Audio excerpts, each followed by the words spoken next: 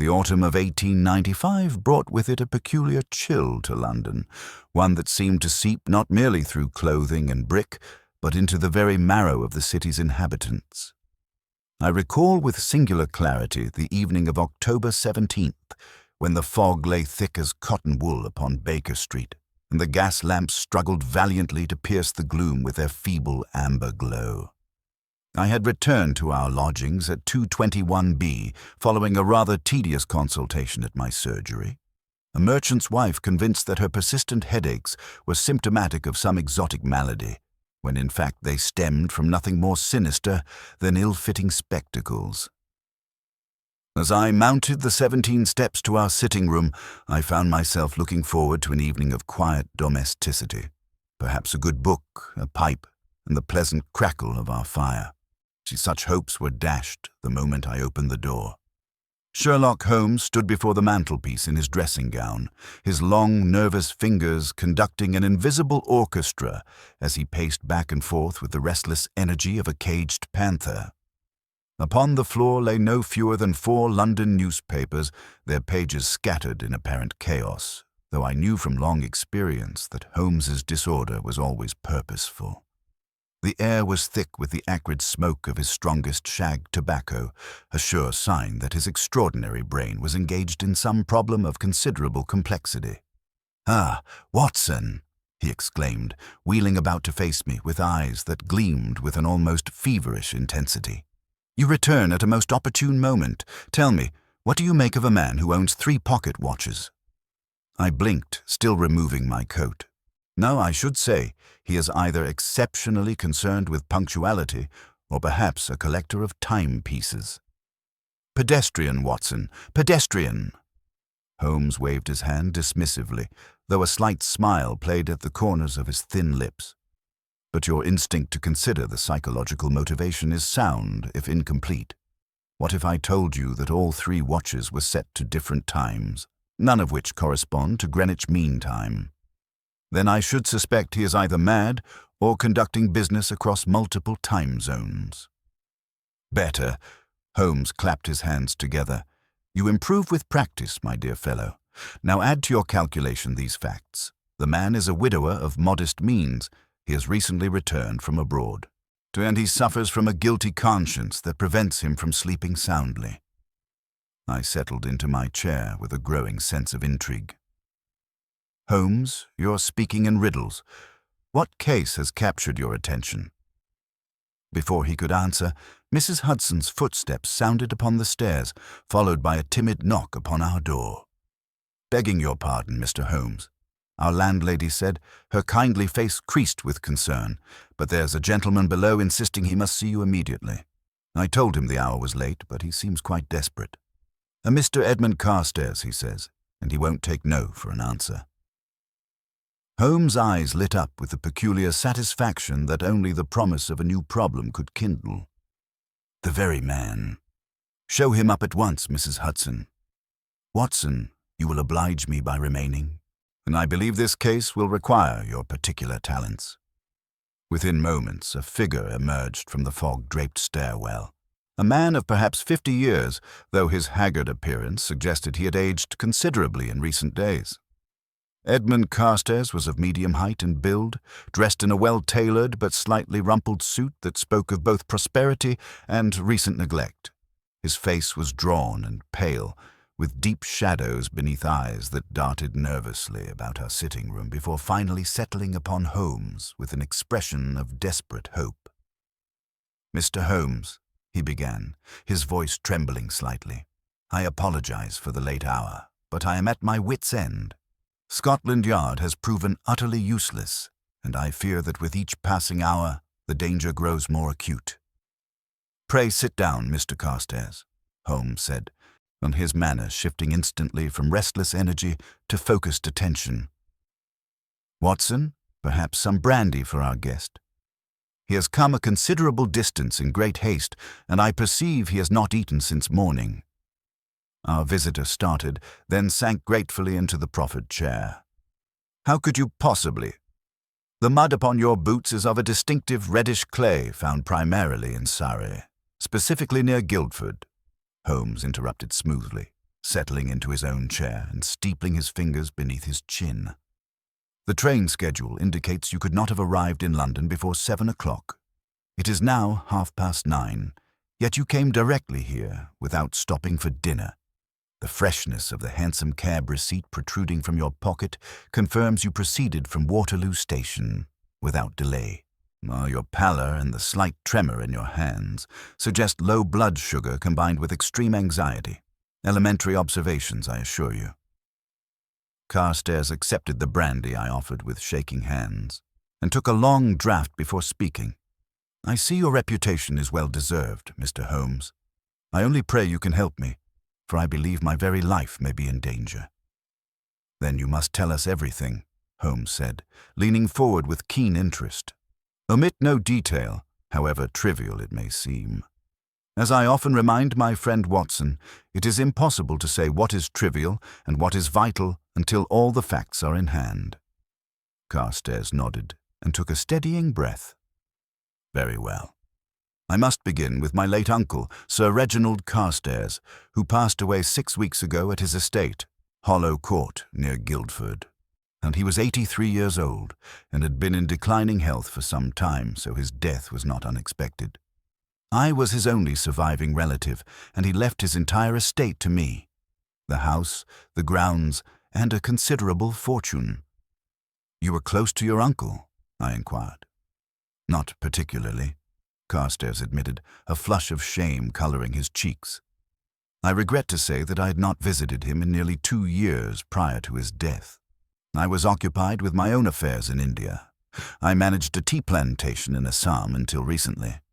When I received word of his passing, I returned immediately to England to settle the estate. Holmes had closed his eyes, his fingertips pressed together in an attitude of intense concentration. Continue. At first, everything seemed straightforward. The house was in good order, the servants respectful if somewhat reserved. My uncle's solicitor, Mr. Thornley of Thornley and Sons, assured me that the will was quite clear and there would be no complications. I took up residence at Hollow Court 3 weeks ago, intending to catalogue my uncle's possessions and decide what to do with the property. And then, Holmes prompted without opening his eyes. Then the incidents began. Carstairs' voice dropped to barely above a whisper. It started with the sounds. At this, Holmes's eyes snapped open, fixing our visitor with a penetrating stare. Describe these sounds with precision, if you please. At night, after the household has retired, I hear whispers. They seem to come from within the walls themselves, particularly in the east wing where my uncle's study is located. At first, I thought it was merely the wind or the settling of an old house, but the sounds are too distinct, too regular. They occur every night between the hours of 2 and 3 in the morning. You can distinguish words? I asked, my medical training prompting me to consider whether our client might be suffering from auditory hallucinations. Sometimes, Carstairs said slowly. Or rather, I think I can. The whispers are so faint, so indistinct, that I cannot be certain whether I am hearing actual words or whether my mind is imposing meaning upon random sounds. But I have heard, or believed I have heard, phrases such as beneath the stones and the third watch and, most disturbingly, before the cock crows thrice. Biblical, I murmured. Peter's denial of Christ. Indeed, Carstairs agreed. But there is more, and objects in the study have been moved. Books pulled from shelves, papers disturbed, my uncle's desk drawers opened. And then, 4 nights ago, I found this. He reached into his coat pocket and withdrew a folded piece of paper, which he handed to Holmes with visible reluctance. My friend unfolded it carefully, his keen eyes scanning the contents while I looked over his shoulder. The paper was old and yellowed, covered in a spidery hand that I recognized as belonging to an earlier era. The message was brief but chilling. The sins of the father shall be visited upon the children. The debt remains unpaid. 3 watches mark the hours of reckoning. When the third hand stops, all will be revealed, or all will be lost. Remember Calcutta. Remember the betrayal. The walls remember everything. A heavy silence fell upon our sitting room, broken only by the ticking of the clock upon the mantel and the distant sounds of London traffic muffled by fog. Holmes read the note several times, then held it up to the light, examining the paper itself with minute attention. "Most interesting," he murmured. "The paper is Indian in origin. I can tell by the distinctive texture and the faint aroma of sandalwood that still clings to it despite its age. The ink has faded considerably, suggesting this was written at least 30 years ago, possibly longer. And yet you say you found it only 4 nights ago." "Yes, on my uncle's desk. I'm certain it was not there before. I'd been through every paper in that study multiple times." "Where precisely on the desk?" Holmes's voice was sharp. "Placed directly in the center, as if someone wanted to ensure I would see it." "And the household? How many servants remain?"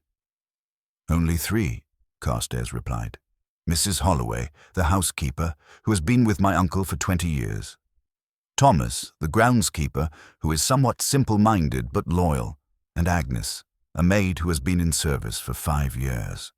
My uncle dismissed most of the staff during his final illness, preferring a quiet household."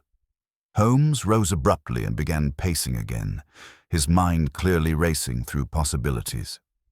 "This reference to Calcutta and betrayal, does it have any meaning to you? Was your uncle ever in India?" "He was, actually, though it was long before my time. According to family history, he served with the East India Company in the 1840s during the First Anglo-Sikh War, and he made his fortune there before returning to England to purchase Hollow Court." "And the nature of his business in India?" Carstairs hesitated, and I saw a shadow pass across his features. "I believe it was not entirely respectable. My father, who was Uncle Reginald's younger brother, once hinted that there were certain irregularities in how my uncle acquired his wealth. But nothing was ever proven, and after he returned to England, he lived as a country gentleman of impeccable reputation." "How very convenient," Holmes said dryly. "And what of your own time in India? Did you ever hear any stories or rumors concerning your uncle's activities?" "No, Mr. Holmes. I was in Assam in the northeast, far from Calcutta. Again, I dealt in legitimate business, tea cultivation and export." Holmes stopped his pacing and turned to face our client directly. "Mr. Carstairs, I must ask you a question, and I require complete honesty in your answer. Have you received any threats? Has anyone approached you demanding money or making any sort of claim upon your uncle's estate?" "No threats, no demands. Only the whispers in the night, the disturbed study, and that terrible note. But, Mr. Holmes, there is one more thing I have not yet mentioned." "Yes?" Holmes's voice was eager. "The pocket watches. My uncle possessed 3 antique pocket watches, all of considerable value. They were kept in a locked case in his study. When I first arrived at Hollow Court, I found them all wound and running, which seemed odd since my uncle had been dead for weeks. More strangely still, each watch was set to a different time: 6 o'clock, 9 o'clock, and midnight. I saw Holmes's entire body tense with excitement. "And they remain so?" "No. 2 nights ago, I checked them again. The watch set to 6 o'clock had stopped. Its hands were frozen at precisely 6 o'clock. I attempted to wind it, but the mechanism seems to have been deliberately damaged. Broken, I should say, from the inside." "And the other 2 watches continue to run?" "Yes, still showing 9 o'clock and midnight respectively, though of course those times pass multiple times each day." "I confess I don't understand what it means." Holmes was silent for a long moment, his sharp features set in lines of intense concentration. When he finally spoke, his voice carried a note of barely suppressed excitement. "Mr. Carstairs, as you have presented me with a problem of considerable interest. I perceive that there is some dark secret attached to your uncle's past, a secret that someone believes is hidden within Hollow Court itself. The reference to beneath the stones suggests a physical hiding place, while the watches appear to be some form of cipher or countdown. The biblical allusion to Peter's denial, before the cock crows thrice, implies betrayal, which aligns with the mention of betrayal in Calcutta. But what does it all mean? Carstairs asked desperately. And more importantly, am I in danger? Holmes's expression was grave. I cannot yet say what it means, but as to danger, yes, I believe you may well be in considerable peril. Someone has gone to great lengths to draw your attention to this mystery, and I suspect their purpose is not benevolent. They are either attempting to frighten you away from Hollow Court, or to force you to uncover something that your uncle kept hidden for decades. Then you'll take the case? With the greatest interest, Holmes replied, his eyes gleaming. Watson, we shall depart for Guildford on the first available train tomorrow morning. Mr. Carstairs, you will return to Hollow Court tonight and continue your normal routine as if nothing has occurred. Make no mention of your visit here, and under no circumstances should you attempt any investigation on your own. Is that understood? Perfectly, Mr. Holmes, but surely I should wait and travel with you tomorrow. No. Your absence tonight might alert whoever is watching the house. And make no mistake, I believe someone is watching it very closely indeed. Now you must behave as if you remain baffled and frightened, which should not require much acting on your part. We shall arrive tomorrow under the pretense of being colleagues interested in purchasing certain antiquities from your uncle's collection. That should provide us with sufficient excuse to examine the house thoroughly. Carstairs rose, looking both relieved and apprehensive. Very well. I place myself entirely in your hands, Mr. Holmes. I cannot thank you enough for taking my case. After our client had departed, I turned to Holmes with mounting curiosity. You recognized something in his account, didn't you? Something that excited your interest beyond the ordinary? Holmes stood before the fireplace, his lean form silhouetted against the dying flames. Indeed I did, Watson. This case has all the hallmarks of a revenge plot that has been decades in the making, a slow, methodical revenge that began with the death of Sir Reginald and now turns its attention to his heir. The whispers in the walls, the prophetic note, the stopped watch, these are all elements of psychological warfare designed to unnerve and possibly destroy our client. But to what end? That, my dear Watson, is precisely what we must discover. He turned to face me, and I saw in his eyes that fierce joy that only the hunt could kindle. Pack your bag tonight. We have a train to catch at dawn, and I have a feeling that Hollow Court will prove to be one of the most interesting problems we have encountered in quite some time. You believe someone is living in the walls of the house? Perhaps, or perhaps something even more intriguing. But I shall reserve judgment until we have examined the scene ourselves. One thing, however, is certain. Sir Reginald Carstairs harbored a dark secret from his time in India, a secret that someone is determined should come to light, and that someone possesses both patience and a flair for the theatrical that suggests an intelligence we would be foolish to underestimate. I settled back into my chair, my earlier hopes of a quiet evening long forgotten. Holmes, what did you make of that biblical reference? Before the cock crows thrice? It seems deliberately portentous. It is more than merely portentous, Watson. It is a warning and a timeline combined. Peter denied Christ 3 times before the cock crowed. 3 acts of betrayal. Our mysterious antagonist is suggesting that there have been 3 betrayals, or that 3 significant events must occur before some final revelation. The 3 watches may well represent these 3 events or betrayals. One watch has already stopped. What happens, I wonder, when the other 2 cease their ticking? A chill ran down my spine despite the warmth of the fire. You believe something terrible will happen. I believe, Watson, that someone has constructed an elaborate puzzle that leads to either a treasure or a terrible truth, possibly both. And I believe that we have precious little time to solve it before our client meets with whatever fate has been planned for him. The game, as I am fond of saying, is most definitely afoot. With that, Holmes turned to his chemical table and began preparing some solution or another, and humming tunelessly to himself, a sure sign that his remarkable mind was already at work upon the problem.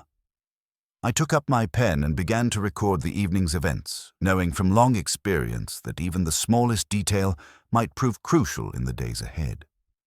Outside, the fog pressed against our windows like a living thing, and somewhere in the night, a clock struck 11. I found myself wondering about those 3 pocket watches in a house some 30 miles distant, 2 still ticking inexorably forward toward some unknown doom and one already silent, its purpose fulfilled or its warning unheeded. What secrets lay buried at Hollow Court? What betrayal in distant Calcutta had set in motion this elaborate revenge? And most pressingly, would Holmes and I arrive in time to prevent whatever catastrophe those whispering walls foretold? These questions troubled my sleep that night, and when dawn finally broke grey and cold over London, I rose with a sense of both anticipation and foreboding. The case of the whispering walls had begun, and I sensed that before it reached its conclusion, we would travel deep into shadows that had lain undisturbed for half a century. The morning train to Guildford departed Waterloo Station at precisely 7 o'clock, carrying Holmes and myself through the grey October landscape toward whatever mysteries awaited us at Hollow Court. My companion sat opposite me in the first-class compartment, and alternating between periods of intense concentration, during which he stared fixedly out the window without seeming to register the passing countryside, and sudden bursts of activity when he would produce his notebook and scribble furious annotations in his cramped hand. I had learned long ago not to disturb Holmes during these phases of cerebration, so I contented myself with reading the morning papers and smoking my pipe. The Times contained nothing of particular interest, the usual political debates in Parliament, shipping news from the Empire, and society announcements that would have bored Holmes to distraction. I was about to turn to the obituaries when Holmes suddenly spoke, causing me to start slightly. 3 betrayals, Watson. That is the key to understanding this entire affair. I folded my paper and gave him my full attention. You've determined that already. But we haven't even seen the house yet. I'm not determining facts, my dear fellow. I'm establishing a working hypothesis based upon the available evidence. Consider what we know. Sir Reginald made his fortune in India during the 1840s through means that his own brother considered questionable.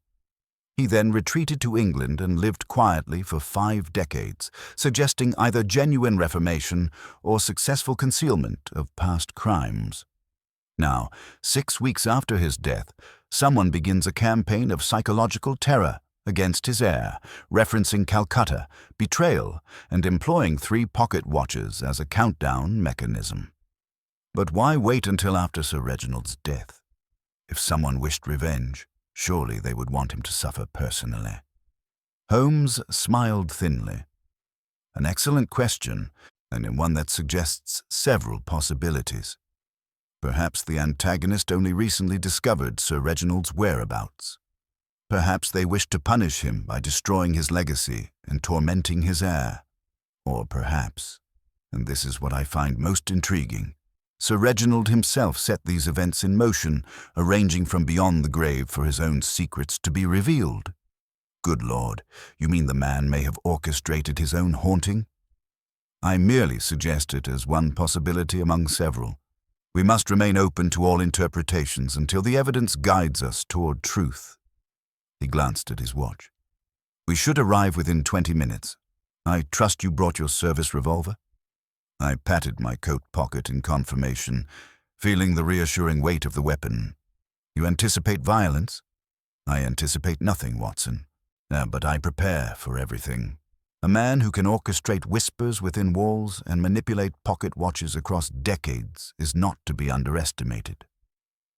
The train slowed as we approached Guildford, and soon we were collecting our bags and securing a carriage to convey us to Hollow Court.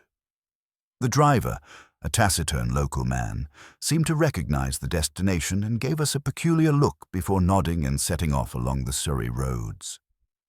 The countryside here was quite beautiful despite the grey weather, with rolling hills covered in autumn foliage and occasional patches of ancient woodland. After perhaps 40 minutes of travel, our driver turned onto a private lane flanked by towering oaks, whose branches formed a natural arch overhead. The lane was poorly maintained, with deep ruts that jostled us considerably, so when I noticed Holmes studying the ground with keen interest. "Recent traffic," he murmured. "Several vehicles within the past few days, and at least one horseman who travels this route regularly. You can see where the hoof prints overlay the wheel tracks in multiple places. Our Mr. Carstairs has had visitors, whether he knows it or not."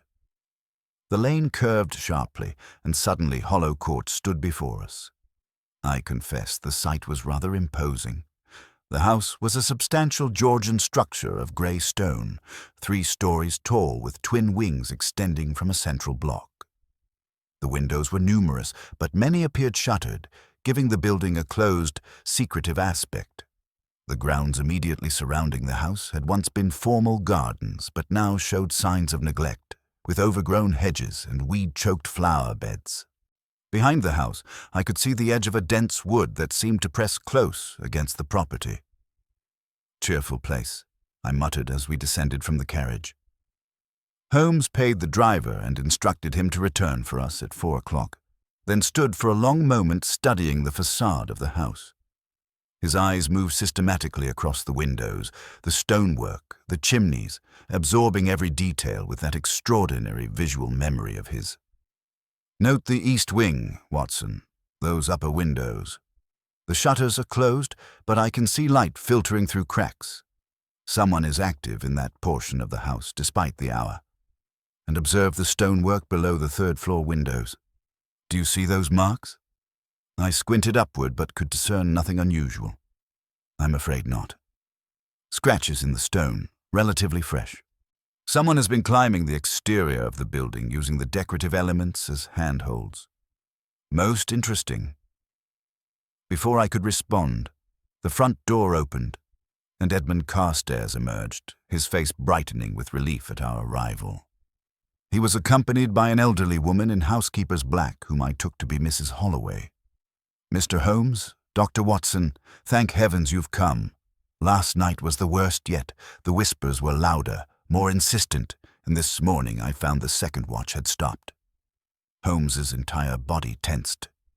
"Show me. At once." We followed Carstairs through the entrance hall, a gloomy space with dark wood paneling and portraits of stern-faced ancestors staring down from the walls, and up a broad staircase to the 2nd floor. The east wing stretched before us, took a long corridor lit by weak daylight filtering through dusty windows. Our footsteps echoed on the bare floorboards, and I noticed Holmes pausing periodically to examine the walls, running his long fingers across the paneling as if searching for something.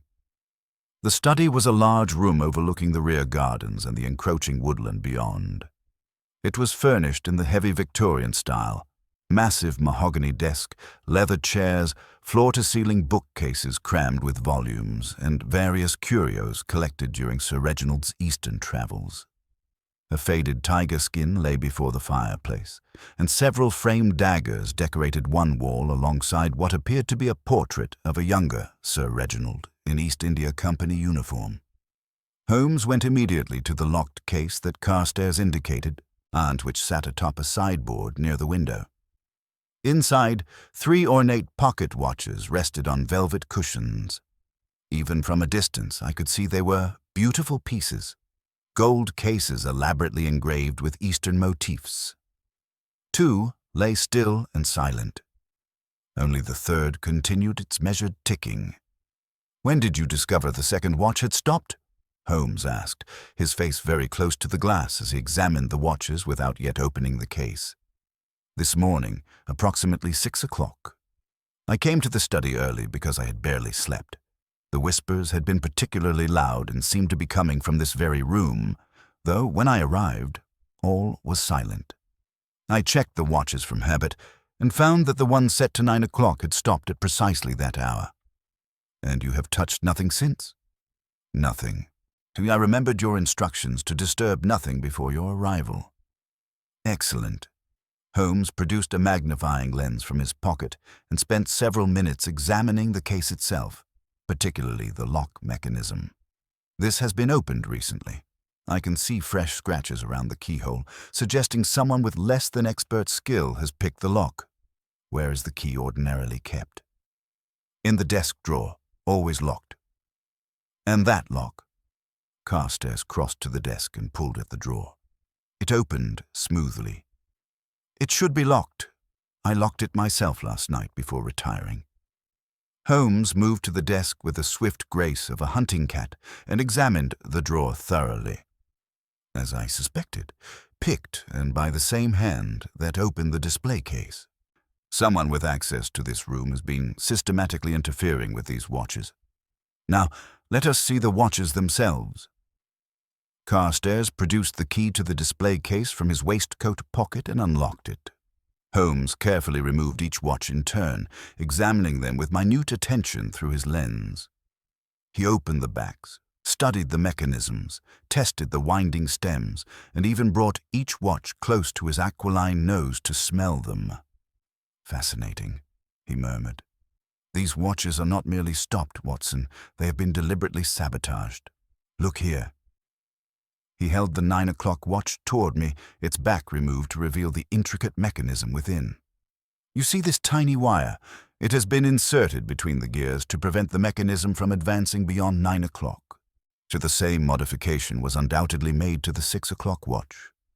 Someone has been entering this room at night and progressively sabotaging these timepieces."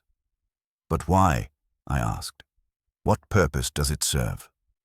"That is the question, is it not? Mr. Carstairs, you said the whispers seemed to come from this room specifically last night. Show me precisely where you stood and what you heard." Carstairs positioned himself near the fireplace. "I stood here, and the sounds seemed to emanate from that wall, the one lined with bookcases. The words were clearer than before. I distinctly heard a man's voice saying, 'The third watch marks the final hour,' and something about the stones beneath the floor. Or perhaps the floor beneath the stones. The phrasing was unclear." Holmes was already at the bookcase, running his hands along the shelves and tapping the wood paneling behind them. "Help me move these books, Watson. Quickly now." Together we began removing volumes from the shelves, stacking them on the floor.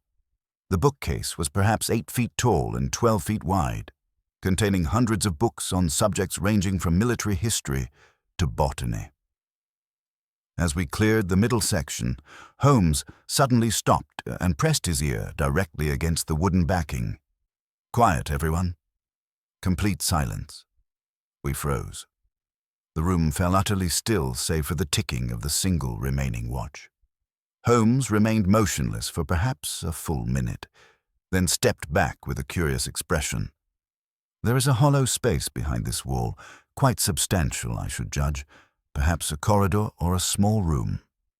"Mr. Carstairs, did your uncle ever mention any architectural peculiarities of this house? Hidden passages, priest holes, anything of that nature?" "Never. But the house is quite old. The central block dates to the early 18th century. Such features would not be uncommon in a house of this period." Holmes began examining the paneling more systematically, pressing and prodding at various points. "Watson, that section there. Do you notice anything unusual about the wood grain?" I studied the area he indicated and saw what he meant. One panel, about 3 feet square, appeared to have a slightly different grain pattern than those surrounding it. "It looks as though it might have been replaced at some point." "Precisely, and if I am not mistaken." Holmes pressed firmly at the upper right corner of the panel, and we heard a distinct click. The panel swung inward on hidden hinges, revealing a narrow, dark opening beyond. A draught of cold, stale air wafted from the opening, carrying with it the smell of dust and something else, something faintly sweet and corrupt that made my medical instincts prickle with unease. Holmes had already produced a candle from his pocket, which he lit with a match, holding it into the darkness beyond the panel. "A passageway," he announced, his voice tight with excitement. "Running parallel to the corridor outside, if I judge correctly. Mr. Carstairs, fetch us a lantern, if you please, and perhaps another candle. Watson, your revolver at the ready. We cannot know what we might encounter within." Carstairs hurried from the room while Holmes continued his examination of the entrance. The opening was perhaps 2 feet wide and 6 feet tall, requiring even a man of average height to stoop slightly when entering. The walls of the passage beyond were bare brick, and I could see cobwebs festooning the corners. "Holmes," I said quietly, "that smell. I recognize it from my army days. Something has died in there, and not recently." "I concur with your assessment, Doctor. The question is whether we shall find animal or human remains, and whether their presence is incidental or central to our mystery." Carstairs returned with a lantern and several candles, his face pale but determined. "Should I accompany you?" "No," Holmes said firmly. "You will remain here with the door to the study locked. If we do not return within 1 hour, you are to ride immediately to Guildford and alert the police. Is that understood? But surely no arguments, sir. Watson and I are quite accustomed to such explorations, and we may need to move quickly. 3 men in that narrow space would be a hindrance rather than an advantage."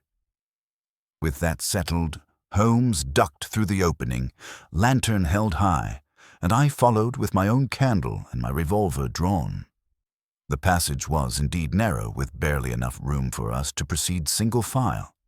The floor was covered in a thick layer of dust that showed no footprints except for the ones we were now making, a curious fact that Holmes noted aloud. "No one has entered from this direction in many years, Watson. Yet we heard whispers emanating from somewhere within these walls just last night. Therefore, there must be another entrance, presumably one that is regularly used." We proceeded along the passage, which ran straight for perhaps 30 feet before turning sharply to the right. The smell grew stronger as we advanced, and I found myself breathing shallowly through my mouth.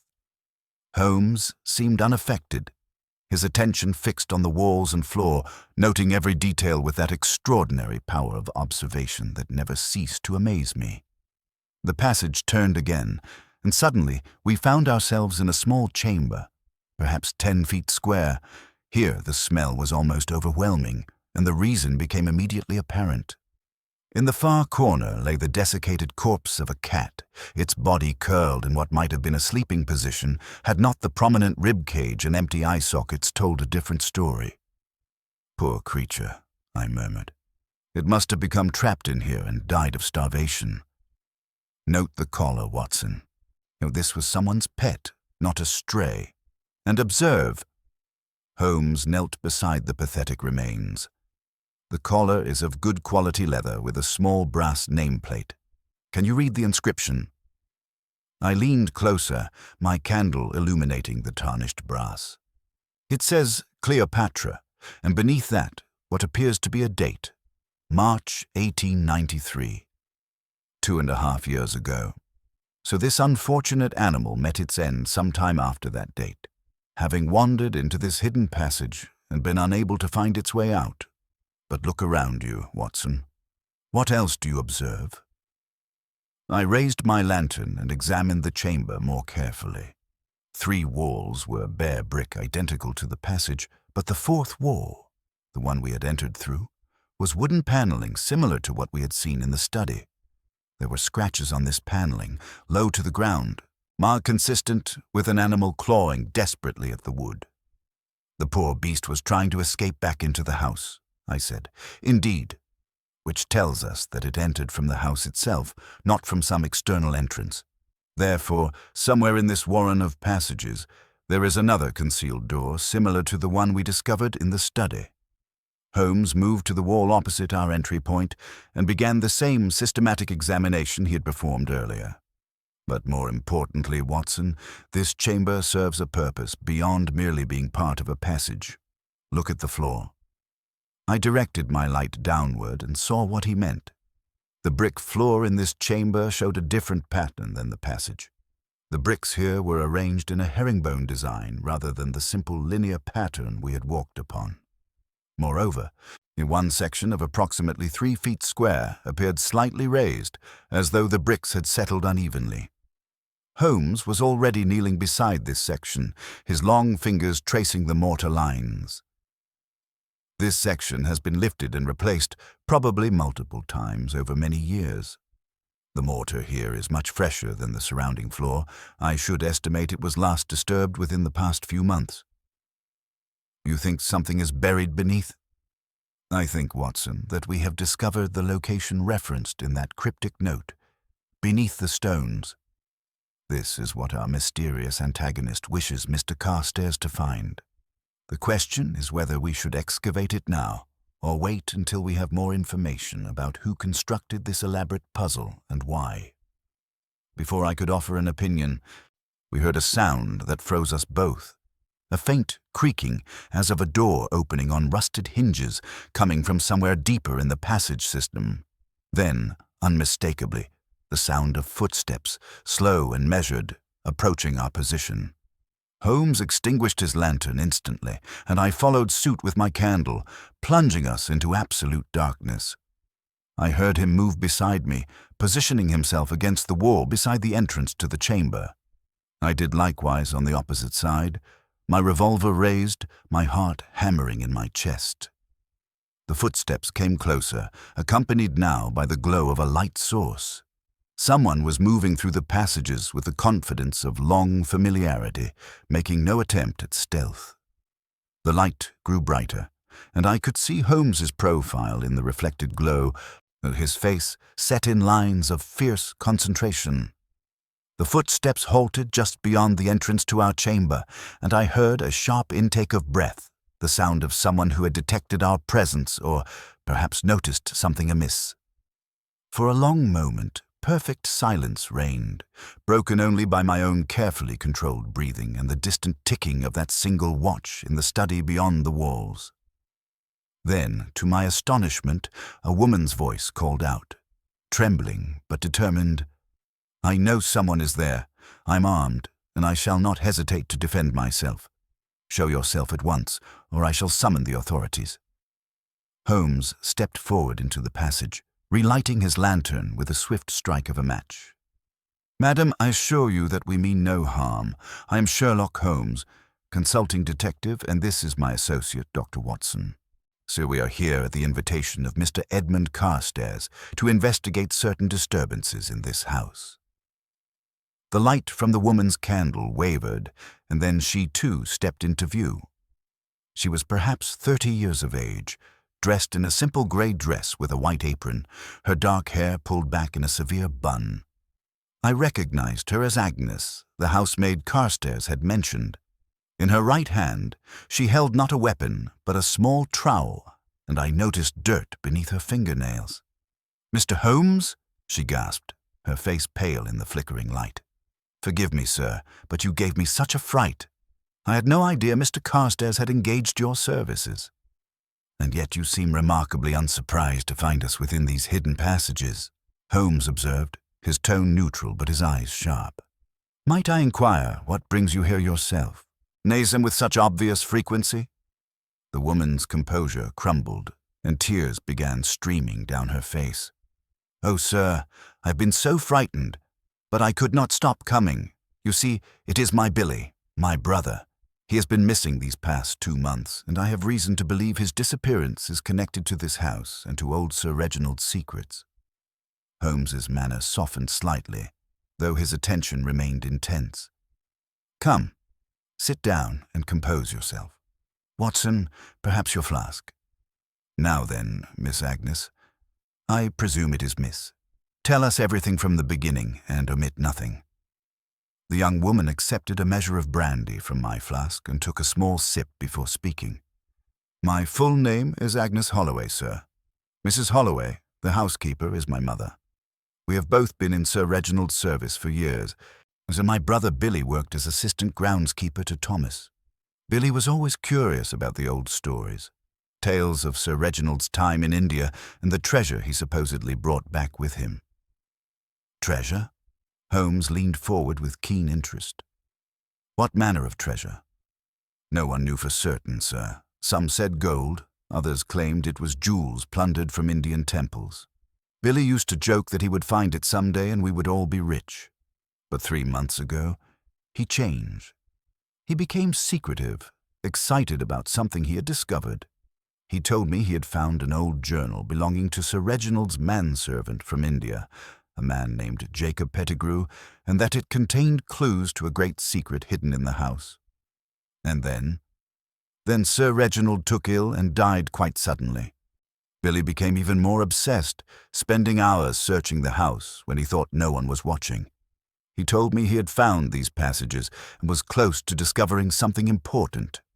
2 months ago, he simply vanished. Mother reported him missing to the police, but they found no trace of him.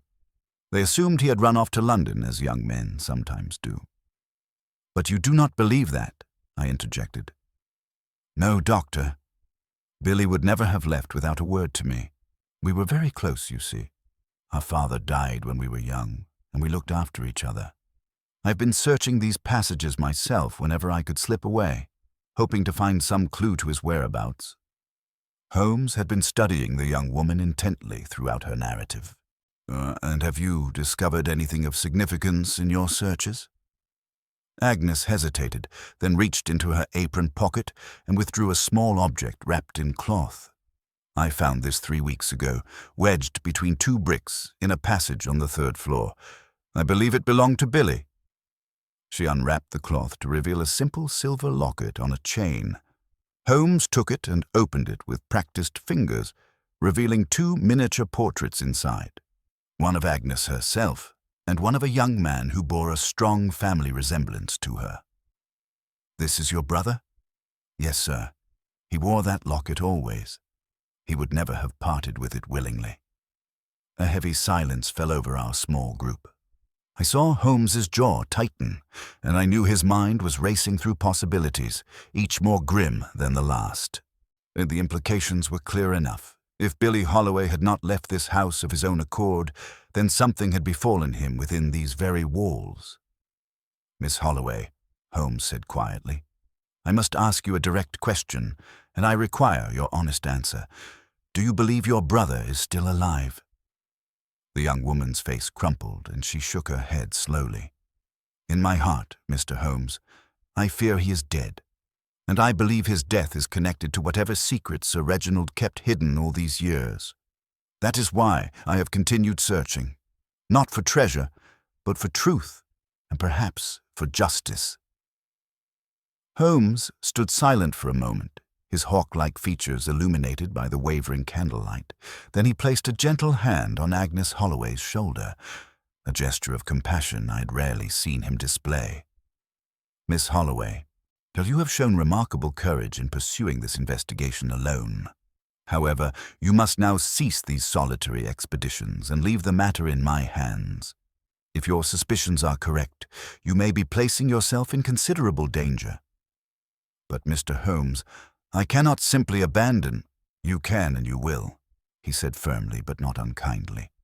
"I give you my word that I shall discover the truth of your brother's fate.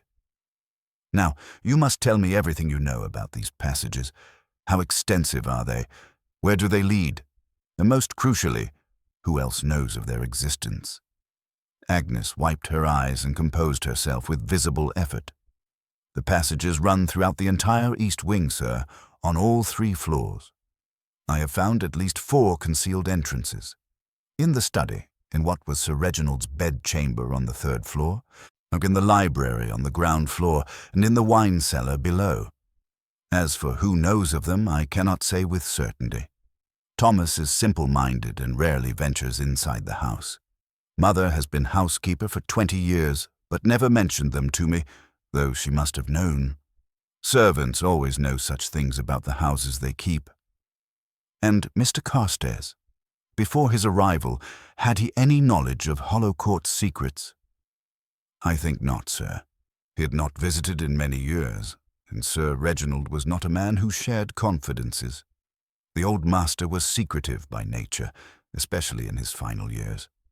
Sometimes I would see him disappearing into the study late at night, and hours would pass before he emerged." Holmes nodded slowly, his mind clearly processing this information through his remarkable powers of deduction. One final question. This journal your brother discovered, the one belonging to Jacob Pettigrew. Did you ever see it yourself? No, sir. Billy described it to me. A small leather-bound book with a clasp, very worn. He said it contained entries from Calcutta in the 1840s, written in a crude hand. He had hidden it somewhere safe, he said, until he could decipher all its contents. I've searched his room repeatedly, but found nothing. Very well. Watson, escort Miss Holloway back to the study. She will explain matters to Mr. Carstairs while you ensure her safety. I shall continue my examination of these passages alone. Holmes, I protested. Surely it would be wiser to remain together. We have no idea what dangers. Watson, I appreciate your concern, but I work best alone when examining physical evidence. Besides, someone must ensure that Miss Holloway does not encounter whoever may be using these passages for their own purposes. Go now and take the lantern. I have my candle and my dark lantern, which will serve adequately. I recognized the futility of arguing when Holmes had made up his mind, though I confess I felt considerable unease at leaving him alone in those dark, twisting passages. Nevertheless, I offered my arm to Miss Holloway and guided her back through the way we had come, the lantern casting grotesque shadows on the brick walls. As we emerged into the study, Carstairs leapt to his feet in alarm, which turned to confusion when he saw Agnes with me. I quickly explained what we had discovered, watching his face cycle through surprise, sympathy, and finally a deep concern that seemed to age him visibly.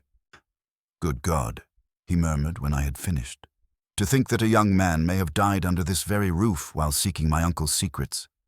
Miss Holloway, I am deeply sorry. If there is anything I can do, find the truth, sir," she said with quiet dignity. "That is all I ask. If Billy is dead, he deserves justice. And if his death was caused by whatever evil my uncle brought back from India, then that evil must be exposed and destroyed." I was struck by the strength in her voice, and I found myself wondering if perhaps she knew more than she had revealed to Holmes. There was something in her eyes, a combination of grief and determination, that suggested depths we had not yet plumbed.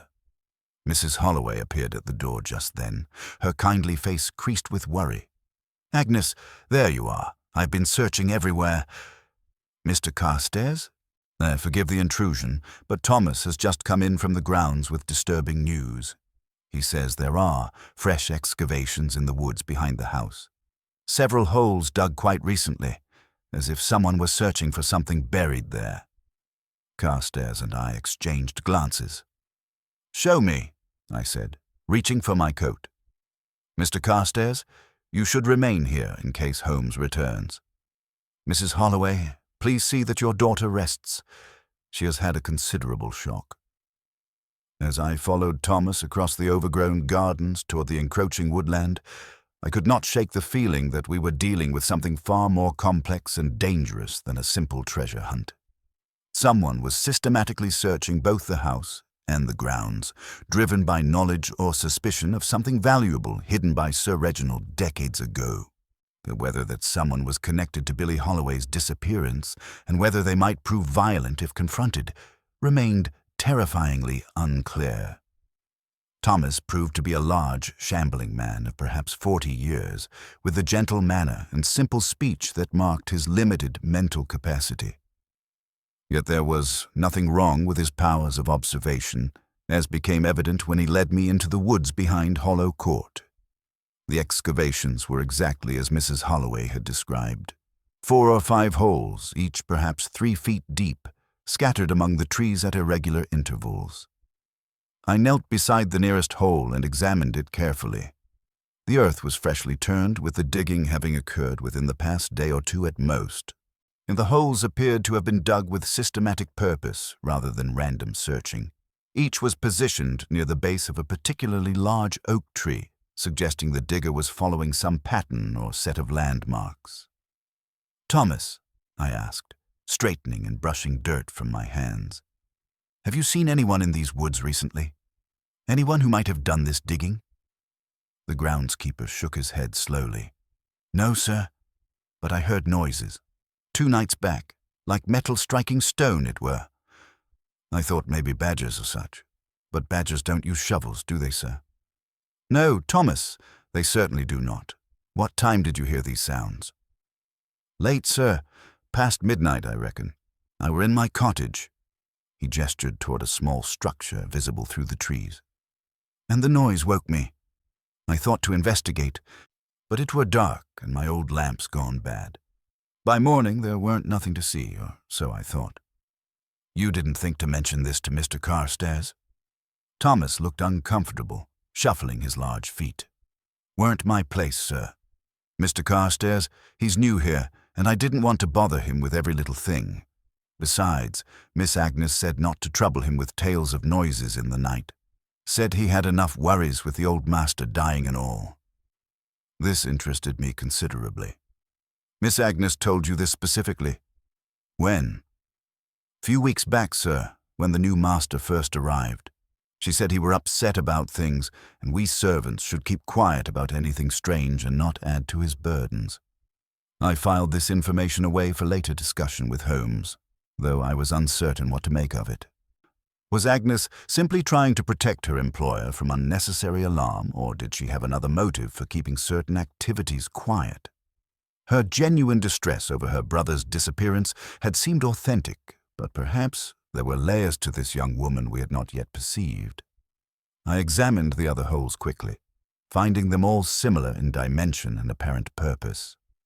Whoever had dug them was searching for something specific, working from some sort of map or set of instructions. The fact that they had abandoned these holes suggested they had not found what they sought, which meant they would likely return to continue their search elsewhere on the property. "Thomas, I want you to keep watch on these woods tonight. If you hear any sounds of digging or see any lights, you are to come immediately to the house and alert Mr.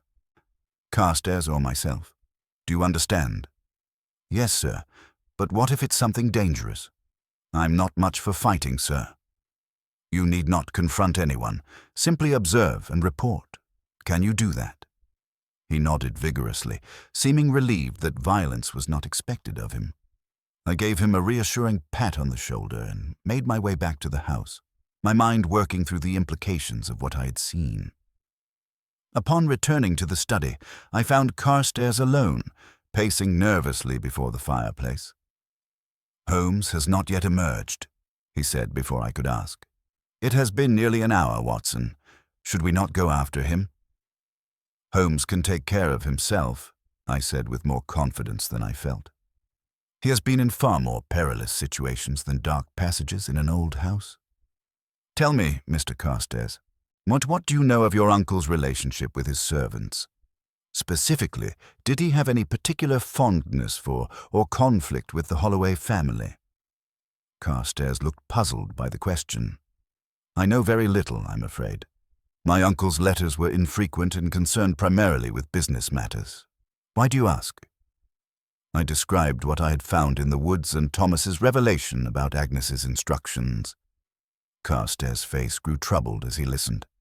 "You suspect Agnes of some involvement in these mysterious activities, but she seemed so genuinely distressed about her brother."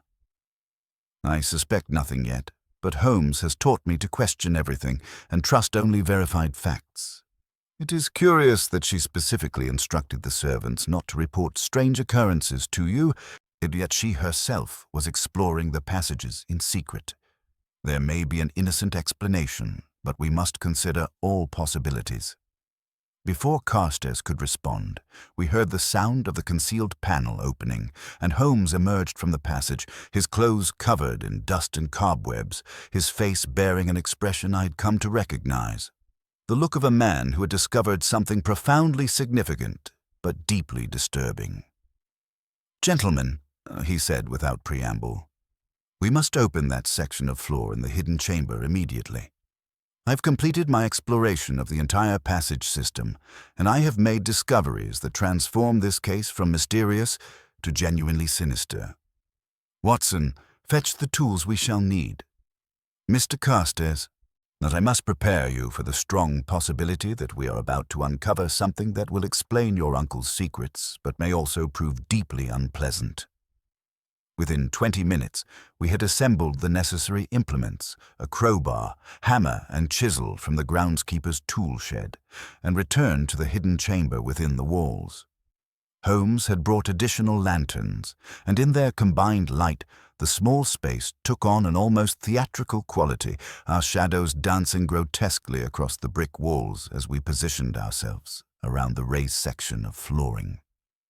"Before we proceed," Holmes said, kneeling beside the suspicious bricks, "I must share what I discovered in my exploration.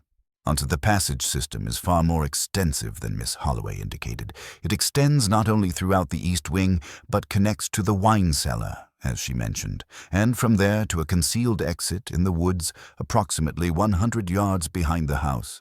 This exit is cunningly disguised as a partially collapsed stone foundation, possibly the remains of some earlier structure on the property. Then someone could be entering and leaving the house without anyone's knowledge," Carstairs said, his voice hollow. "Precisely. Moreover, I found evidence of recent use. Footprints in the dust, candle wax drippings no more than a few days old, and most tellingly, this." Holmes produced a small brass button from his pocket. "Military issue, Watson, though quite old. I found it caught in a crack in the passage wall near the concealed exit. What do you make of it?"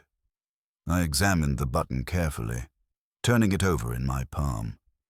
"British Army, certainly, but the style suggests mid-century issue, perhaps 1840s or 1850s. It would have come from an officer's uniform." "East India Company officer, to be precise," Holmes confirmed. "Note the distinctive design. The company maintained its own military forces until the mutiny of 1857. This button likely belonged to Sir Reginald himself during his service in Calcutta, though why it should be lodged in that wall is a question we shall return to presently. Now, gentlemen, let us see what lies beneath these stones." Holmes inserted the crowbar between the bricks and began levering them up. They came away more easily than I had anticipated, confirming his earlier observation that this section had been lifted and replaced multiple times over the years. The mortar crumbled as he worked, releasing a musty odor that mingled unpleasantly with the smell of the long-dead cat. As the last brick came free, Holmes set down his tools and carefully removed each stone by hand, stacking them neatly to one side. Beneath the bricks lay a layer of oilcloth, brown with age and spotted with mildew. Holmes lifted this away with almost reverent care, revealing the cavity below. What we saw made Carstairs gasp and take a step backward. Even my own medical experience, which had exposed me to many grim sights, could not prevent a visceral reaction to the contents of that hidden vault. A human skull stared up at us from the darkness, its empty sockets seeming to regard us with accusatory silence.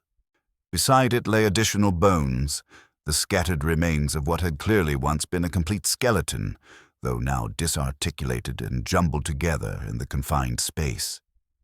The bones were brown with age and showed evidence of having been buried in earth before being transferred to this location.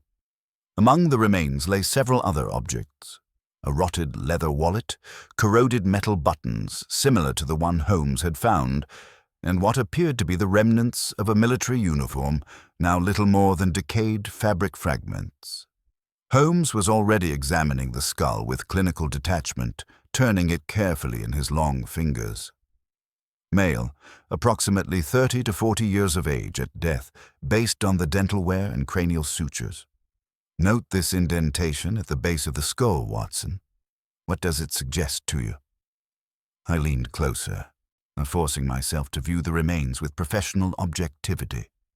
A severe blow to the head, delivered from behind with considerable force, almost certainly the cause of death. "Murder, then," Carstairs whispered, his face ashen. "My uncle kept the victim of a murder hidden in his house for decades." "Not merely hidden," Holmes corrected, his voice grim. "These remains were originally buried elsewhere. You can see traces of clay soil still adhering to the bones, soil that does not match the brick dust of this chamber. Sir Reginald moved these remains here at some point, probably when he constructed or modified these passages. The question is whose bones these are, and why your uncle felt compelled to keep them so close. Holmes began carefully examining the other objects in the cavity. The wallet, though badly deteriorated, still contained several items of interest. With painstaking care, he extracted what appeared to be papers, now brown and brittle with age. As he unfolded one document, I saw it was a military commission, the text barely legible but still decipherable in the lantern light. Lieutenant Jacob Pettigrew, Holmes read aloud, commissioned in the service of the Honourable East India Company, dated 1844. Well, well, it would seem we have found Miss Holloway's mysterious journal author, or rather, what remains of him. Good God, I breathed. Then Sir Reginald murdered his own manservant. That would be the obvious conclusion, though we must not leap ahead of our evidence. However, certain facts now become clear. Pettigrew kept a journal documenting events in Calcutta, events that presumably implicated Sir Reginald in some criminal activity. Holmes continued his methodical examination of the grim vault, extracting each item with infinite care. Besides the commission, he found several coins of Indian origin, a tarnished silver medal bearing the East India Company's seal, and, most significantly, a small iron key of peculiar design. He held this last item up to the lantern light, studying it intently before wrapping it in his handkerchief and placing it securely in his pocket. This key is far newer than the other objects, he observed. No more than 5 or 6 years old, I should estimate, and of a type used for strong boxes or document cases. Sir Reginald placed it here deliberately, knowing that anyone who discovered these remains would also find this key. The question is, what does it unlock? Before I could respond, we heard a sudden commotion from the direction of the study, raised voices, a woman's scream, and then the unmistakable sound of breaking glass. Holmes was on his feet instantly, his lean frame coiled like a spring. "Quickly, Watson, your revolver ready." We raced through the narrow passages, Holmes in the lead with his lantern held high. The sounds of struggle grew louder as we approached the concealed panel. Holmes flung it open and we burst into the study to find a scene of chaos. Carstairs was on the floor, blood streaming from a cut above his eye. Mrs. Holloway stood beside him, her face white with shock, and near the shattered window stood a figure I had not seen before, a man of perhaps 60 years, powerfully built despite his age, with a weather-beaten face and eyes that burned with fierce intensity. If in his right hand he held a heavy walking stick, which he now leveled at us like a weapon. "Stay back," he commanded, his voice carrying the distinctive accent of a man who had spent considerable time in India. "I mean you no harm unless you interfere. I've come for what is rightfully mine, and I will not be denied." Holmes stepped forward calmly, his hands visible and empty. "You would be Major Richard Thornwell, I presume. Late of the Madras Army, invalided home in 1847 after the First Anglo-Sikh War, and subsequently employed as a private inquiry agent in London until your retirement in 1890. The man's eyes widened in surprise, though his grip on the walking stick did not waver. "How the devil do you know that?" "Your bearing identifies you as military, and the regimental badge you wear on your watch chain places you in the Madras Army. The slight stiffness in your left leg suggests an old injury consistent with military service. As for your subsequent career, I make it my business to know the principal inquiry agents in London, though I confess I thought you had died some years ago. Clearly, reports of your death were premature or deliberately false." "I arranged my own death," Thornwell said grimly, "because I needed to disappear while I pursued a mission that has consumed the last 30 years of my life. The mission ends tonight, Mr. Holmes. I know who you are. Your fame precedes you, but even you cannot prevent me from taking what Sir Reginald Carstairs stole from my brother." "Your brother?" I interjected, helping Carstairs to his feet while keeping my revolver trained on Thornwell. Jacob Pettigrew was my half-brother, Thornwell explained, his voice thick with old grief and anger. Same mother, different fathers. He served under Sir Reginald, then merely Captain Carstairs, in Calcutta in 1846. Jacob was young, idealistic, and foolish enough to trust his commanding officer. That trust cost him his life. Holmes had moved to position himself between Thornwell and the concealed panel, his expression intent. You know what happened in Calcutta? You know about the betrayal mentioned in the warning note you left for Mr. Edmund Carstairs. I know everything, Thornwell said bitterly. Jacob kept meticulous records in his journal, which he sent to me piece by piece through the military post. And he documented how Captain Carstairs and two other officers, Captain William Ashford and Lieutenant Henry Morrison, embezzled nearly £50,000 from the company treasury. They blamed the theft on a Bengali clerk named Rajesh Chatterjee, who was arrested, tried, and hanged for a crime he did not commit. That was the first betrayal. And the second?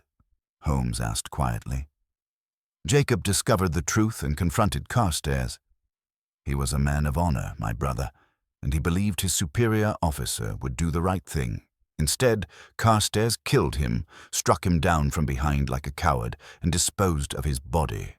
That was the second betrayal. Then Carstairs and his accomplices took the stolen money and returned to England, where they lived as respectable gentlemen while my brother's bones lay in an unmarked grave, and an innocent man's family mourned a father and husband executed for another's crime. That was the third betrayal. The room fell silent except for the ticking of the remaining pocket watch on the sideboard. Holmes stood motionless, his keen mind clearly evaluating everything he had heard. Finally, he spoke, his voice carrying a note of sympathy I rarely heard from him. You arranged the whispers in the walls, the stopping of the watches, the cryptic notes, all of it designed to drive Mr. Carstairs to discover the truth about his uncle's crimes. Thornwell nodded slowly, some of the tension leaving his shoulders, though his grip on the walking stick remained firm. For 30 years, I searched for proof of what happened to Jacob, and I tracked down Morrison and Ashford, both dead now, their ill-gotten gains spent on comfortable lives they never deserved. But Carstairs was clever. He hid his tracks well, invested his stolen money wisely, and became a respected country gentleman. I could never prove anything against him. So you bided your time, Holmes said, waiting for an opportunity to expose the truth. When Sir Reginald died and his heir took possession of Hollow Court, you saw your chance. I had discovered the passage system years ago during one of my covert visits to the estate. I knew Reginald had moved Jacob's remains. I found the original burial site empty in 1870. The old devil kept his victim close, whether from paranoia or guilt I cannot say. I also knew about the journal. Jacob had mentioned hiding it somewhere secure in his last letter to me. But he died before revealing its location. I've searched this cursed house for 3 decades without success. Mrs. Holloway, who had been standing frozen throughout this exchange, suddenly spoke up, her voice trembling. The journal, my son Billy found it, didn't he? That's why he disappeared. Thornwell's weathered face showed genuine regret. I'm sorry about the boy, Mrs. Holloway. Truly sorry. I never meant for anyone else to be hurt. When I discovered young Billy had found the journal and was attempting to decipher it, I tried to warn him away. But he was stubborn, and he had begun to understand what it revealed. We struggled in the passages one night. I only meant to take the journal from him, but he struck his head against the brick wall in our scuffle. You killed my son. Mrs. Holloway lunged forward, but I caught her arm, restraining her gently. It was an accident, Thornwell said, anguish evident in his voice. I swear it on my brother's grave. The boy fell badly and never regained consciousness. I buried him in the woods, in one of the graves I dug while searching for the journal. I've prayed for his soul every day since. Holmes held up his hand for silence. Where is the journal now, Major Thornwell? Hidden again, where no one will find it unless I choose to reveal it. and I will not reveal it until I have recovered the key that opens my brother's strong box. The box containing the evidence that will prove everything. I know Reginald had that key. I know he kept it somewhere in this house. Tell me where it is, and I will leave peacefully. Refuse, and I will tear this place apart, brick by brick." Holmes reached into his pocket and withdrew the key he had found in the hidden vault. He held it up, letting it catch the lamplight. "Would this be the key you seek?" Thornwell's eyes blazed with sudden hope and desperate hunger. "Where did you find it?" "With your brother's remains, where Sir Reginald placed it after his death. I believe the old man's conscience troubled him in his final years. He arranged for the key to be discovered with the bones, knowing that anyone who found one would find the other. Perhaps he hoped that eventually justice would be served, even if posthumously." "Then give it to me." Thornwell took a step forward. "Give me what is mine by right." "I cannot do that," Holmes said firmly. "This key is evidence in multiple crimes: the original theft, to the murder of Lieutenant Pettigrew, the execution of an innocent man, and now the death of Billy Holloway. It must be turned over to the proper authorities along with all other evidence. However, Major Thornwell, I give you my word that I shall personally ensure the full truth comes to light. Your brother's name will be cleared, the memory of Rajesh Chatterjee will be restored, and Sir Reginald Carstairs will be exposed for the murderer and thief he was." "Your word?" Thornwell's voice was bitter. "What good is your word against the British establishment's instinct to protect its own? They will bury this scandal to avoid embarrassment to the East India Company and the Army. They will find me a rather difficult obstacle to circumvent," Holmes replied coldly. "I have certain connections in the press and in government who owe me favors. This story will be told, Major, and justice will be served. But it must be done properly, through legal channels, not through revenge and further bloodshed." For a long moment, Thornwell stood irresolute, decades of obsession warring with the exhaustion and grief visible in every line of his face. Finally, slowly, he lowered his walking stick and sank into a chair, suddenly looking every one of his 60 years. "I am tired, Mr. Holmes," he said quietly. "So very tired. For 30 years I've lived only for vengeance, and now that the moment has come, I find I have no strength left for it. Very well. I will cooperate fully with your investigation, but I want one thing in return. I want to give my brother a proper burial, with his name restored and his honor intact." Holmes inclined his head gravely. "You have my solemn promise, Major. Now, you must tell us where you have hidden Lieutenant Pettigrew's journal, and more importantly, where we might find this strong box that the key opens. I presume it contains the documentary evidence of the embezzlement." Thornwell nodded wearily. "The journal is concealed in the wine cellar, inside a hollowed-out stone in the foundation wall, 3rd row from the floor, 7th stone from the eastern corner. As for the strong box, Jacob wrote that he had secured it in a place where stone angels keep eternal vigil. I have puzzled over that phrase for decades without success." "Stone angels," I murmured, exchanging glances with Holmes. "Could it refer to a cemetery? A church?" Holmes's eyes lit with sudden comprehension. "Mr. Carstairs, are there any statuary pieces on the grounds? Ornamental figures, garden sculptures, anything of that nature?" Carstairs, who had been pressing a handkerchief to his injured forehead, looked up with surprise. "Why, yes, there is an old ornamental garden behind the east wing, quite overgrown now. My uncle had it created in the Italian style when he first purchased the property. There are several statues, including a pair of angels flanking what was once a fountain." "Show us immediately," Holmes commanded, already moving toward the door. "Watson, you will remain here with Major Thornwell and Mrs. Holloway. Send for the police from Guildford. Ask specifically for Inspector Bradshaw, and tell him Sherlock Holmes requests his immediate attendance on a matter of murder and historical significance." I wanted to protest being left behind, but the wisdom of Holmes's instruction was evident. Thornwell, despite his apparent resignation, was still a potentially dangerous man driven by decades of obsession. Mrs. Holloway was distraught over the revelation of her son's fate and required both supervision and sympathy. I nodded my acceptance and watched as Holmes and Carstairs departed, taking lanterns against the gathering dusk. The next hour was among the longest I have experienced. Thornwell sat in brooding silence, lost in memories and regrets. Mrs. Holloway wept quietly, and I did what I could to comfort her while keeping my revolver within easy reach. Agnes appeared at one point, summoned by her mother's distress, and upon hearing the full story, collapsed into a chair beside her parent, the two women clinging to each other in shared grief. Then I'd sent Thomas to fetch the police and was beginning to wonder what was keeping Holmes when I heard footsteps on the stairs. Holmes entered carrying a small metal box, perhaps 18 inches long and a foot wide, heavily corroded but still intact. His face bore an expression of grim satisfaction.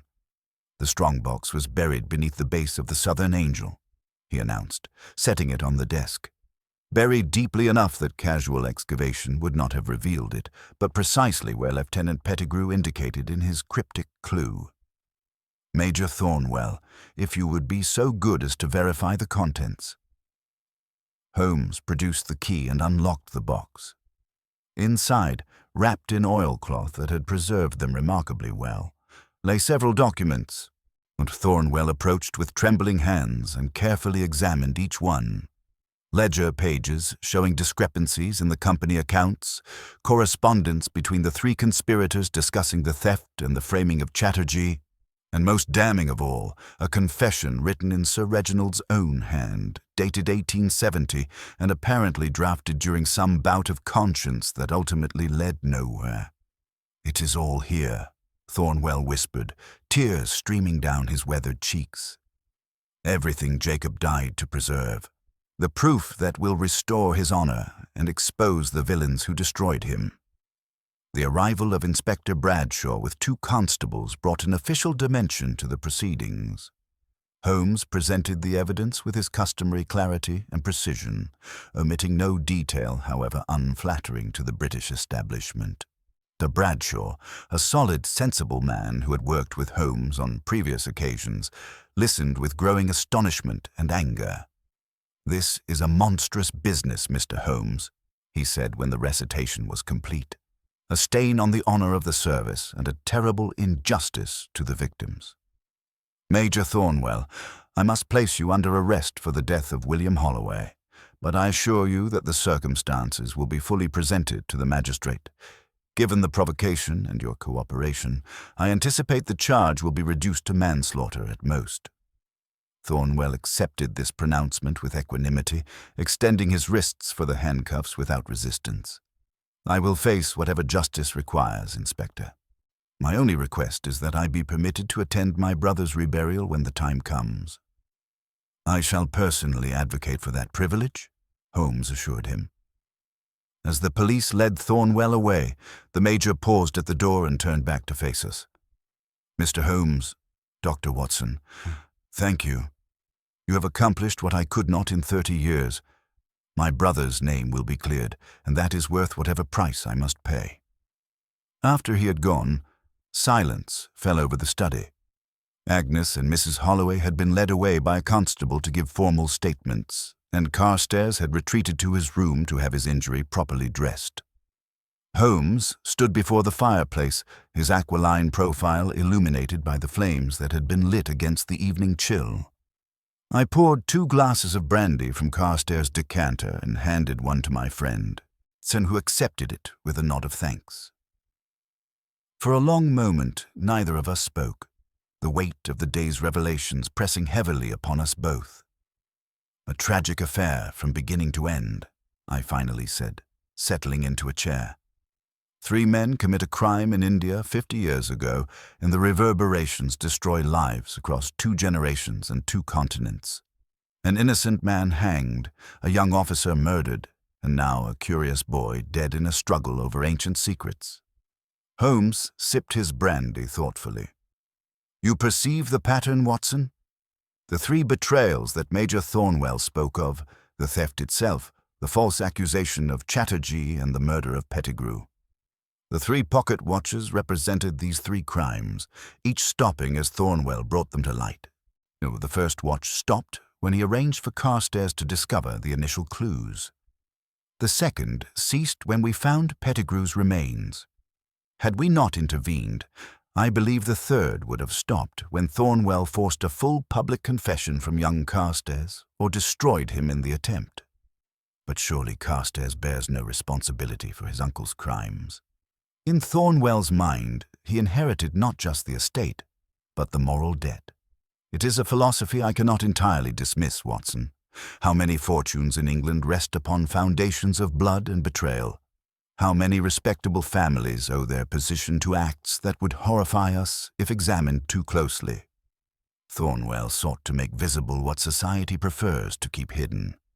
Yet he killed Billy Holloway in the process. That cannot be justified. No, it cannot. And Thornwell allowed his obsession to consume him, and in pursuing justice for his brother, he created new injustice. It is the eternal danger of revenge. It perpetuates the very evil it seeks to punish. Had he come to me 30 years ago with his suspicions, we might have investigated properly and avoided this cascade of tragedy.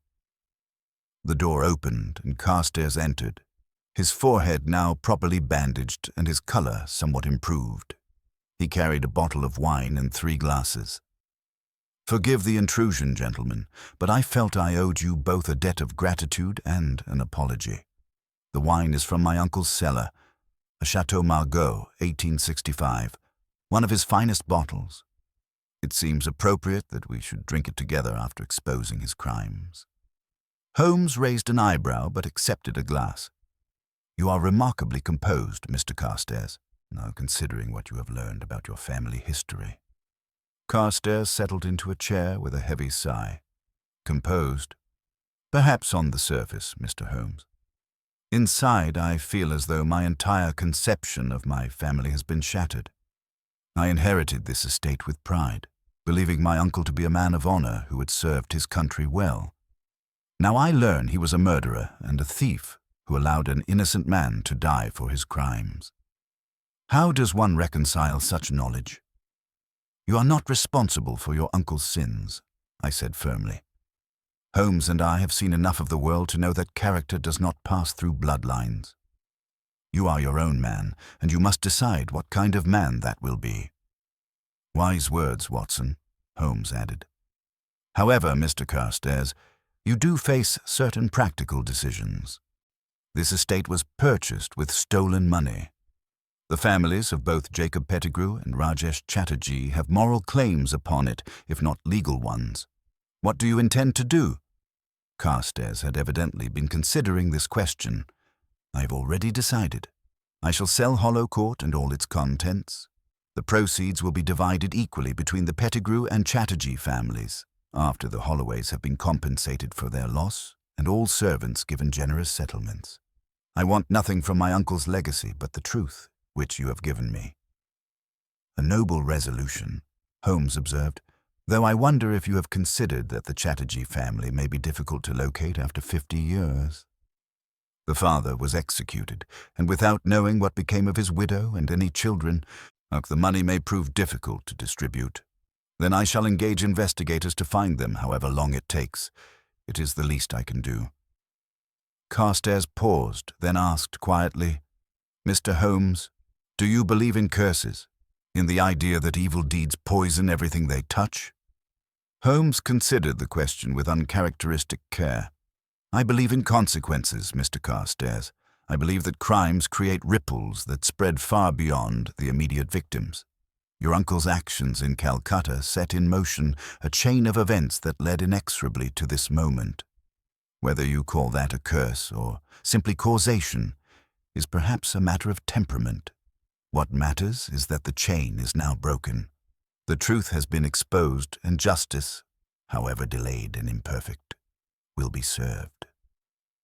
We sat in companionable silence for a time, sipping the excellent wine and listening to the settling sounds of the old house. Finally, Holmes rose and stretched. Watson, we should return to London tomorrow. Our work here is complete, and I have 3 other cases awaiting my attention. Mr. Carstairs, you will have no further disturbances in this house. The whispering walls have spoken their final message." The following morning dawned clear and cold, and as our carriage carried us back toward the station, I looked back at Hollow Court standing grey and imposing against the autumn landscape. Somewhere within those walls, the hidden passages held memories of betrayal and murder, whispered secrets that had finally been dragged into the light. I thought of young Billy Holloway, whose curiosity had cost him his life, and of Lieutenant Pettigrew, and whose honor had demanded he expose the truth regardless of consequences. "Holmes," I said as the house disappeared from view, "will you truly ensure that this story becomes public? The authorities will resist. There are powerful interests that would prefer such embarrassments remain buried." My friend's expression was steel. "I have already dispatched telegrams to 3 journalists whose integrity I trust and whose appetite for scandal is insatiable.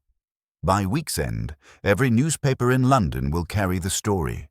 The East India Company may be dissolved, but its legacy remains, and that legacy includes accepting responsibility for the crimes committed in its name.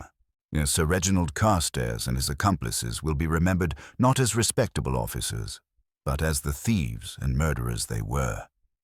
And Major Thornwell will likely receive a light sentence given the circumstances and his cooperation. He has lost 30 years to obsession, Watson. Perhaps he can spend his remaining years in peace, knowing his brother's name has been cleared." Holmes pulled out his pipe and began filling it. There is a certain poetry to the case, don't you think? 3 men commit 3 betrayals, 3 pocket watches mark 3 reckonings, and in the end, 3 families, Pettigrew, Chatterjee, and Holloway, receive acknowledgement of the injustices done to them. Not perfect justice, perhaps, but justice nonetheless.